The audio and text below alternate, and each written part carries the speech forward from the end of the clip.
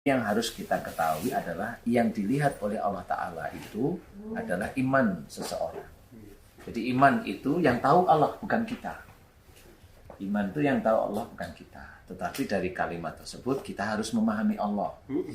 Bahwa Allah memberikan ujian itu atas izin Allah, pasti orang tersebut dari iman yang sebegitu harusnya sanggup. Itu ya. Paham ya? Harusnya sanggup. Nah, nomor satu yang kita ketahui adalah ini adalah pengetahuan untuk kita yang muslim. Bahwasanya setiap saat, setiap waktu itu kan ujian yang kita lalui. Betul. Makan itu diuji bagaimana? Bagaimana caranya makan itu? Adabnya jelas. Doa. Makannya sendiri harus taker-takeran. Taker-takeran itu diukur lah, jangan terus maunya sendiri, kan gitu. Kalau kita itu sudah merasa kayaknya cukup, tapi kan ada orang yang enggak tuh ambil ini.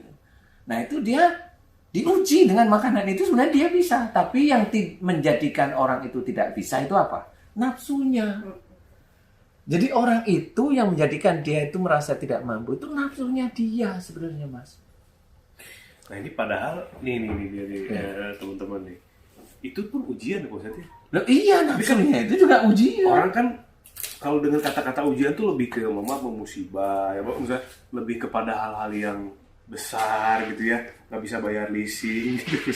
Lah itulah manusia normal itu ya begitu. Tapi kalau kita itu belajar untuk takwa kan ujian, kan semua ini ujian.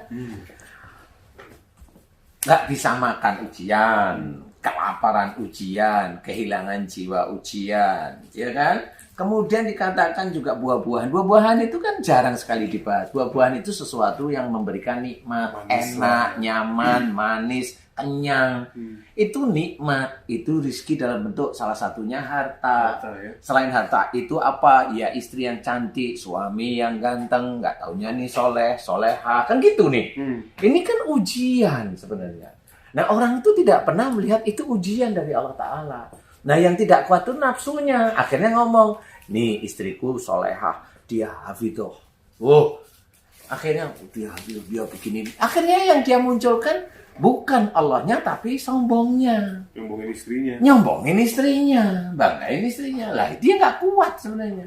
Padahal dengan iman segitu dia harusnya ngerti bahwa bangga-banggain nggak boleh. Makan yang berlebih juga nggak boleh, kan begitu harusnya. Tapi yang nggak kuat itu adalah nafsunya. Nah, salah satu yang lain adalah pahami. Jangan merasa kalau ujian yang mendera seseorang atau datang kepada seseorang itu, orang itu mengeluh. Jangan, Allah sudah menakar bahwa ujian untuk kita, semuanya kita itu udah ditakar bahwa kita itu insya Allah sanggup. Penyemangat lah gitu maksudnya. Loh, iya jelas itu Allah itu sudah. Ya. Harus kita ingat dari ujian ini, kita ingat ayatnya yang lain. Fa inna ma'al usri yusran, inna ma'al usri yusra. Itu sudah dijelaskan di balik kesulitan ada kemudahan. Ya kita itu ingat kalau ujian itu kita pikirin, kita nggak bisa, serahin aja sama Allah. Allah menjamin di balik kesulitan ada kemudahan. Ngapain kita mikir sepaneng terus? Nggak usah. Serahin sama Allah Ta'ala. Nah, serahin sama Allah itu masuk kepada tawakal. Setelah kita serahin sama Allah Ta'ala, alhamdulillah jalan keluarnya diberi oleh Allah Ta'ala. Ingat, kita masuk ujian lagi. Jangan bilang saya serahin sama Allah, akhirnya saya itu diberi kemudahan. Iya, betul. Tapi kamu mau menceritakan Allahnya atau kamu mau menceritakan hebatnya kamu. Kan beda lagi nih. Orang itu diuji setiap detiknya itu maksudnya. Itu Mas, jadi orang nggak paham bahwa kita itu belajar. Nah inilah yang kita namakan bahwa hati-hati. Semua yang kita lakukan setiap saat ini, semua yang kita terima setiap saat ini adalah ujian. Ujian kita di siraman kolbu itu melihat, menganalisa. Orang ini belum kenal, ya Ustaz ya. Orang ini kan kita nggak tahu ini masuk, udah begini-begini tadi. Iya. Nggak ngerti harus menganalisa apa ya ini. Itu ujian. Pada waktu menganalisa, serahkan sama Allah Ta'ala. Sehingga kita ketemu, oh ini kayaknya orang ini disihir dengan begini, dengan begini. Gimana caranya? Serahkan sama Allah. Allah itu yang punya jin. Allah itu yang punya dukun. Kan gitu, yang punya. Semuanya ya. Semua ini milik Allah Ta'ala. Lah kita kita nggak kenal dukunnya, nggak kenal sama jinnya. Lah, ngapain? Namanya nggak kenal kan gitu ya. Sama narsumnya baru Sama ketemu di